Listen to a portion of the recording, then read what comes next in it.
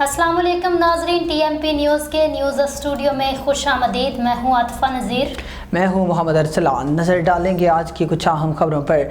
फालिया से हमारे खसूसी नुमाइंदा हाफिज़ अबू बकर सिद्दीक की रिपोर्ट के मुताबिक हमदर्द केमिस्ट एसोसिएशन तहसील फालिया का एक अहम इजलास सुबहान अल्लाह रेस्टोरेंट में मुनक्किद हुआ, जिसमें ज़िला क़यादत ने खसूसी शिरकत की। इजलास में डिवीज़न सदर पाकिस्तान पीपल्स पार्टी आसिफ बशीर बागट ने बतौर मेहमान खसूसी शिरकत की।